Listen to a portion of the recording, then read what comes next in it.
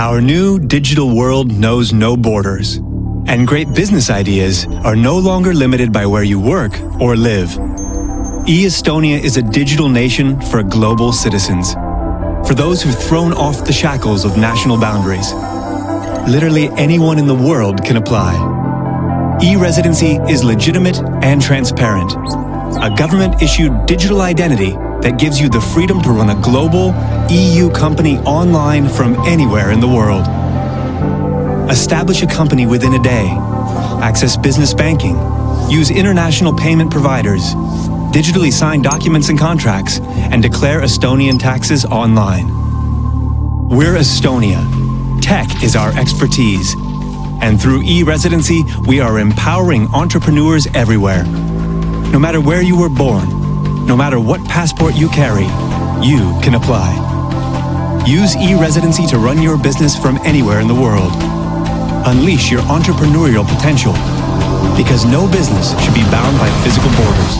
Apply for E-Residency today and join our new digital nation. e-resident.gov.ee. Right. Can I just ask the people at the back of the hall to be a little bit quiet so that we can start with this session? Right. Welcome to the Femintech group as well. We have added this journey for them because they are thinking global and they would want their businesses to go all over the world. So this is your opportunity to talk about how do you get a presence in Europe. Can I ask the volunteers just to either ask the people to go a little bit quiet, yeah, but make sure it happens, please. Thank you.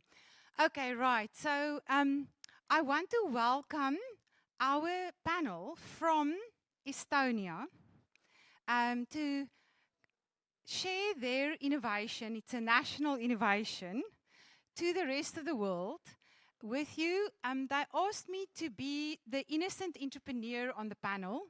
And after they have taken you through the journey, that I ask the questions that an entrepreneur might ask. Okay, do I understand it correctly? And I'm going to start by introducing to you Mats Koskema, and then Annika Jarsch and Werner Opperman. That I get easily. And I will take you and introduce you to this concept without immigrating, that you get a presence in another country, and how it works, and why should we think about it. Thank you. Over to you, Matt. Yeah, got that. Thanks, Audrey, for a warm welcome. Really happy to be back in South Africa. It's been 10 years for me, just as pretty, so really happy about that. About Estonia. So Estonia is a country of 1 million people. It's quite north, very far up in Europe. Probably a lot of people wouldn't find it on the map very fast, but it's there, it's a real thing. We even left some camera covers and some e-residence cards in the back and some postcards so you can see how it looks like. It's a real thing. But we lost our statehood. Estonia lost its statehood for around 50 years, and in the 1990s, got it back. And what we had an opportunity to kind of build a state from zero. So a lot of people in their sort of 20s and 30s who spoke English, who were a little bit more international minded, became ministers in the government or civil service or, different functions they took up. And the state was built as a series of experiments. And for a lot of policy, for economic policy, went to IMF. So we became from a fully planned economy to fully market economy in 4 years. So everything was just shut down and then restarted. For our constitution, legal system, went to Germany. We built it on a German case. But there was one thing that we couldn't go anywhere for. And that was really the internet. That was the e-governance, the future in a way that we saw, but nobody had done it. So essentially what Estonia tried to do, it sort of slowly put its state services online, because it's expensive to have a state, it's expensive to pay people proper salaries. So essentially tried to put all the services online. And our e-governance sort of started, I know this is not in the video, but it's like a DNA map. You start with one database, maybe you put the tax forms online, a lot of people start to pay more tax. Then you put, e-health services, e-school, and you sort of add these dots together. And the key rule, how we built our e-governance essentially, is that the state should ask the person only once, their name or any one question, and they should keep it in one database. And then you have an interface that sort of talks to each other. So end of the story is that by end of sort of 2000s, we had an e-state that you could do everything as a citizen or resident online with the government, except getting married, divorced, and buying and selling property. And buying and selling property, we actually changed it during COVID times. So now you can do that as well. And e-residency was just an idea that, we know we're a 1 million country, we're a bit out of the way, but we're also part of the European Union. Not everyone wants to move there. It's not that we don't have wine vineyards, we don't have such nice weather than here. We Estonians also, we like to live abroad as well. I've lived abroad 9.5 years, for example. So we love Estonia, we do business there, we do things there, but we're not there all the time. We thought, how do we open it to people outside the country? And the idea was e-residency. And e-residency, essentially, it wasn't really technological innovation, it was a legal innovation, because we created a new category of people who are not residents, not citizens, but they have digital access to Estonia. So anyone can go online, fill an application, which is a little longer than a plane ticket, pay 120 euros, and they go once to a pickup point that we just opened one in South Africa, in Johannesburg, and their identity is taken, because it's a very high security level of this e-residency card. Werner will show you how it looks like soon. And then essentially what you can do, the key use case that we learned from, because it was really an experiment, we didn't know how it's going to be used for, is to establish companies online and run them online. So the idea is you never have to go to an Estonian government office. You can stay in South Africa, have a company in Europe, very cost-effective way, and serve your clients more easily in Europe, accept payments in euro, be part of the euro area, and then if you do want to build more presence in Estonia, then there are other options for that. We have Annika from Startup Estonia. People are also welcome in Estonia. We don't want to give the wrong signal that we just want your business. We don't want you. There are opportunities for that as well. But we now have a global community of 84,000 e-residents from 170 countries, and around 280 South Africans have signed up for it. So we hope after our trip there'll be more, of course. But yeah, this is a national experiment. We're really excited to have this. On our website, if you're interested to have a European base, we work as a public-private partnership, so there's a lot of different organizations that can support you. You would need an Estonian address and a contact person, essentially not a local director, but just someone to take a mail from the government, or if you're sued or something. And I think these costs of running a company, they start from, I think, 10 euros a month, essentially, just to keep a company in Estonia. So it's very, very low cost. Also, bookkeeping is a lot cheaper in Estonia because the tax code is simple, because a lot of people do it themselves, actually. We don't have tax advisors in Estonia because it's just so simple to do it. So yeah, we hope to, kind of be known as a country, as an app, and really we want to bring the two ecosystems together, because we also see Estonian companies looking to come to Africa more and South Africa. So we hope that it will be a two-way traffic that we can build on. But yeah, that's the intro from me. I'll pass on to Werner, who is actually an e-resident. Really happy to have you. Thank you. So I'm ex-South African. I work at a company called 2074, and I'm head of alternative investments at 2074. So you guys might not know about Estonia, but I'm sure all of you guys actually interact with companies from Estonia. So for example, you all know Skype. Skype is an Estonian company, founded in Estonia and spread all over the world. Other companies are TransferWise, moving money all over the world. And it's actually an Estonian company, started in Estonia and moved to South Africa. It's called Plan42. So if you guys are looking to buy a car, don't go to the bank, go to Plan42. You can maybe get it refinanced much more effectively. It's also a clear way of doing it. A company based now in Cape Town and Joburg. So Estonian companies coming to Africa using tech from Estonia in South Africa. So I would actually just give you an idea about Estonia, and I would actually, if you get an opportunity, go visit Estonia. There's a different buzz. If you go to Tallinn, the capital, it's got an amazing feel. It's like a startup hub. When you move into a small startup hub in SA, you'll feel there's a buzz. People are excited, people make stuff happen. I was walking around Estonia at a Friday night, 9 o'clock at night, there were people on construction sites still working. Everyone in Estonia worked. They want to do something and create something. And the people joke and say, if you don't have a side hustle, you're not Estonian. And that seems the culture all over the country. And that's why I find Estonian residency quite useful and amazing. What you would see is, even though it's tech, if you think it's interpersonal, there's actually people behind it. You engage with people continuously using technology. So when you do application, as Matt explained to you, it's very fast. It took me literally 5-6 minutes to do the full application and submit it off. What then happens is you get assigned a case officer, a member of Estonian police, just to do a verification check. You're not check that you can qualify. It's obviously it's open to anyone, but obviously they don't want criminals or people with bad records, so they verify you who you are. And unlike South Africa, where you get like sent to a general specific email address, there's a specific person that engages with you and asks for additional information. And they're very open. They ask me very specific questions. I supply information. For example, they ask me for police clearance. And I explain to the guys, happy to do police clearance, but please be in mind this is South Africa. Police clearance, if I'm lucky, will take 2 to 3 months. So they verified to me in different ways, and literally 2 weeks later, I was approved for my residency. I actually picked mine up in Joburg 2 to 3 weeks ago, and how it works, I don't know if I can just get it to the camera. It's a simple USB plug into your computer. You get a card. On the card's your name and some like a SID number.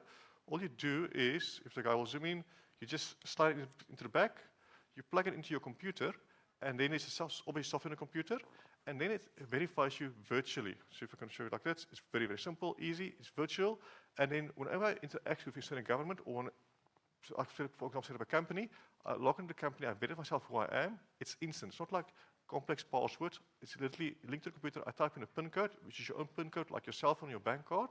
It verifies you. You are up into the Estonian website. I set up a company. It took me literally, to form a company, took me about 15 minutes of typing up on information. It's done. It's verified. 2 days later, I got confirmation from the Estonian government. The company's up and running, and I appointed an Estonian company to act as my consultant, as present in Estonia. What's the benefits of it? So as I mentioned, I'm an investment professional, so we're looking to use it firstly for our investing companies to get extra exposure to Europe. So let's say, for example, we are in the agricultural space. Let's say if an investment team comes to the agricultural space, they are exporting billions of products to Europe, channeled via the UK or the Netherlands. Estonia is an alternative option to do it more efficiently. You have to open an office in the Netherlands. You can open a virtual office in Estonia, part of the EU, capital outside. So if you're actually any startup company or tech company, our market is small. We've got about 4 million taxpayers. If you want to test your product, if your product works, if you want to expand to Europe, talk to Estonia. Get from Estonia, use Estonia, which is a regular European country, and you get into the European Union, and you can spread across the European market very fast and efficiently. So that's just a step. Secondly, it's also that, as Matt mentioned, the tax code is actually super efficient. So there's no tax or legal advice, but in essence, your Estonian tax rate is 0. I'm not joking. That's just a small catch. Your tax rate is 0 on all capital that remains in the company. If you make a profit, you keep it in the company, you reinvest it, you don't pay any tax on it. That means you can grow significantly faster than any other place in the world. It's only when you pay dividends out of the company that you get taxed. And that's also at an effective rate of 20%, and there's some benefits to get it lower. So it's a very efficient way to grow your company in a foreign market with very, very limited leakages.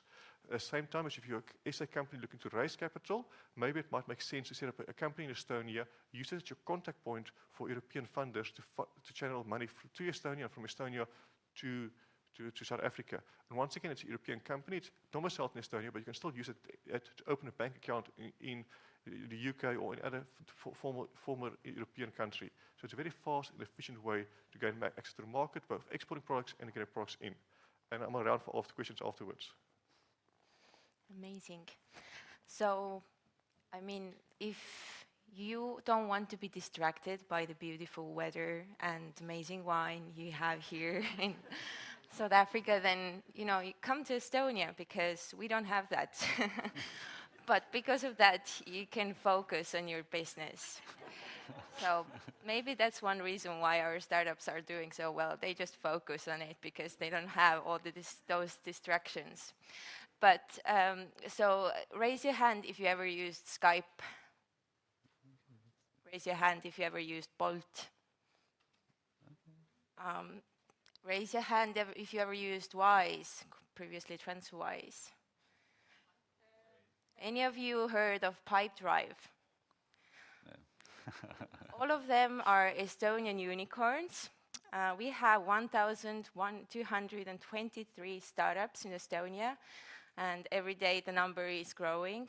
And out of these, we have 7 unicorns in Estonia. So it's pretty crazy that in such a small country of 1 million people, we have 7 unicorns, and we are actually in the global top of unicorns per capita. So that's pretty cool. And so, yeah, maybe one of the reasons is indeed the weather and no distractions, but actually our ecosystem is really collaborative. So it's, as such a small country, everybody is really willing to go for a coffee with you and share what they have learned. through their way. So you can just call up another unicorn founder and be like, hey, look, how did you do that thing? I want to learn from you and get the unicorn status for my startup as well. And Startup Estonia is a governmental initiative. We started in 2015 to help to boost the Estonian startup ecosystem. And in 2017, we realized that actually there's a big problem with, talent, because in 1 million population country, you still need people from elsewhere as well. So we created this startup visa program. It's meant for non-European founders to relocate their businesses to this amazing Estonian startup ecosystem, but also Estonian startups to hire talent from outside of the European Union. And so now the program has been running almost 4 years, and we have had over 3,400 individuals relocating to Estonia. And so the door is open for those startups that are meeting the definition of a startup in Estonia. We actually wrote it in our law. And in Estonia, a startup is any company that is based on technology. It has to be innovative, scalable, with a fast global growth potential. And if you have that, and you also have an MVP, then you can actually apply for Estonian startup status, which basically is some special status that gives you the possibility to relocate to Estonia. But it's not granted by some random government official. It's actually a committee which consists of 7 different organizations, angel investors, heads of incubator programs, and so on, who actually give you the validation for your idea. And after that, you can simply go to an embassy or a police and border guard board and apply for a visa or temporary residency permit. And you only need a very little money to do that. It's about 140 euros per month. So with 2,000 euros, you can actually, relocate. And after that, just come to Estonia. You don't have to stay if you don't like it. But, sometimes still people enjoy our nature, our super cool and friendly startup people. And if you don't like it, then you can always come back with the residency and just, enjoy the beautiful South Africa. But most of our founders who have relocated to Estonia started off with the residency, but then what they really liked was the safety and obviously the ease of doing things. So most of the foreign founders who came said, okay, I really didn't like to do the paperwork. And one of the founders who relocated from Brazil, he didn't know how easy it was to start the business in Estonia, how easy it was to register it. You can do it within 30 minutes, and it costs like 990 euros. And he didn't know that, so he paid a lawyer like $25,000 to do that for him, only to then later found out that he could have done it himself. It was pretty easy. So that's something that you can consider if you are interested into expanding to Europe. You can access, with the help of Startup Visa, not only Estonian market because it's tiny. You will have to think big since day one. So access the rest of the European market. Actually have access also to the government officials, VCs, through the Startup Estonia. We are constantly in touch with them. We try to monitor the sector and see what else is there that the startup founders may need, and try to make the ecosystem the best one in the world. And if you don't know anything about the Estonian startup ecosystem yet, but you want to find out more, I really recommend to going to Startup Estonia's website, startupestonia.ee, and you can check actually all of the startups that are in the current database. We have the most extensive overview of the Estonian startups, so all of these 1,223 startups can be found on our website. You can filter them based on different sectors, how much money they've raised, what's their profit, and so on. So definitely check that out and reach the Estonian startups through that website. And if you are interested more of the startup visa, then go on our website as well and check out the visa section, and the process is super simple. It takes about 10 days to process your application, and then about 1 to 2 months to apply actually for the visa. And if you have now any questions, then we're happy to take them. So we've got 6 minutes to wrap up the digital component, but we can go physically a little bit over. So I'll just wrap it up then. But do you want me to ask a question? Of course. Yeah, what do you think of this? So I know many startups in this audience started in South Africa. It's like we don't think of any. South Africans often just think this is the world, South Africa, right? So now I'm starting my company. So I'm a taxpayer. So now I think, okay, let me start thinking global. And I totally believe you excited me so much when I spoke to you, Mats. So then I digitally become an e-resident and I can start a company. But can this company be like a subsidiary? What is the legal framework? It's still a South African owned but subsidiary? Correct. Or can you then change it? Can you be Estonian owned and become a subsidiary? Just tell me about what is legally possible, really legally possible between South Africa and Estonia, because I know countries differ.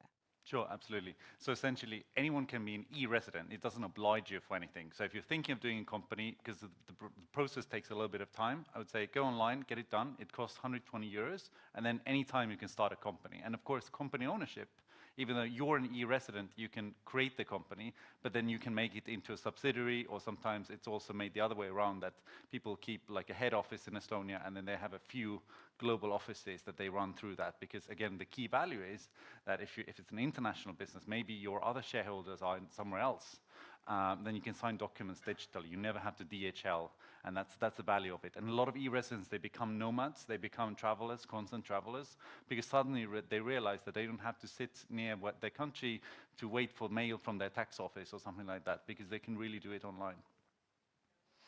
Okay, so any legal structure is possible. Yeah. There's no restrictions. But e-resident can only be a person. That's the thing. That then this other company owners, managers have to be residents to make that happen. Any questions from the audience? We've got about 4 minutes to take. There's a question. Can I ask you? I'm going to go to you so you can speak into this. I just need to clarify something. Are you saying it can only be an individual person who can become an e-resident, not your entity? That's right, yeah. But the point is you can still make the entity own an Estonian company, but you have to make sure that... That's what I wanted to understand, because exactly. if it was going to be a company, then from a South African regulatory point of view, our tax authorities would, especially if you have your company owners in different parts, it may then repatriate. I don't know if you've tested, from a South African perspective, would you be able to get that support to show you what would be the end result from a South African regulatory point of view if you take up e-residency, or would I have to do that? Like e-residency in South African aspect, if you're an e-resident, it doesn't change your status in any way. It's just a way of signing documents in Europe, essentially, right? So it gives you an access to the Estonian systems, but you can still make this South African company own an Estonian company, or in any structure that works. That we have, I think, around... Maybe just to clarify, this is a virtual residency. It's not like a physical residency. Okay. It's not a passport document. So you're still a South African citizen. No, now I get it. Yeah. I get it, thank you. Okay, There's another question. just to clarify, does it open up your business to be able to operate in the greater Europe or just Estonia? Yes. Correct, because the EU is a single market, and any EU company is, any Estonian company is an EU company, essentially. So that way you can participate in European single market. Sometimes even, like, for example, people participate in science projects if they have an Estonian company, for example, can sometimes get EU funding even. Yeah. There's a question. Just you have to talk in a mic. Good morning, everyone. I'm KK Diaz. I'm a business strategist and a coach.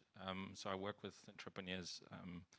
I'm interested to know, Annika, and anybody can answer the question, what key learnings and kind of takeaways have you discovered that's made you guys such a success, just both from an ecosystem perspective and from the just state of mind of the entrepreneur, which are two things that we struggle with quite a lot here in South Africa? Thank you. That's a really good question. Thank you. Obviously, we try to figure out why are we so successful. That's what's literally everybody is asking, like, what have you done? I think there are two reasons.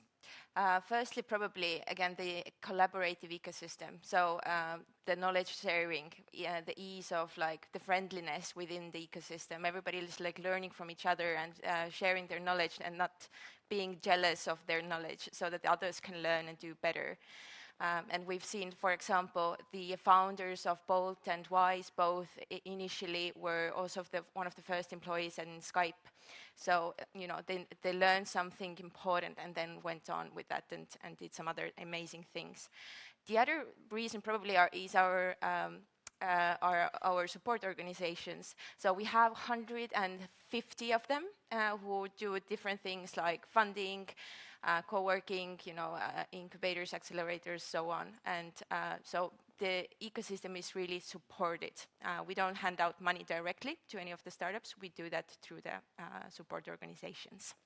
Yeah, I'll just quickly add that, I mean, our government is testing ideas all the time. Like, for example, we thought that why don't we, because there's a lot of nomads who don't have health insurance, we thought that why don't we do that as a government? But then we realized that actually private companies do it better. On e-residency sense, what we learned, we had no idea that in Europe it's so hard to create companies in a lot of European countries. But actually e-residency, about half e-residents come from European Union. They're Germans, French, Spanish, very hard to create companies there. A lot of bureaucracy thrown on entrepreneurs. So we've learned a lot in the process, yeah. I'm going to wrap the digital session up, but it's tea time for the rest of you.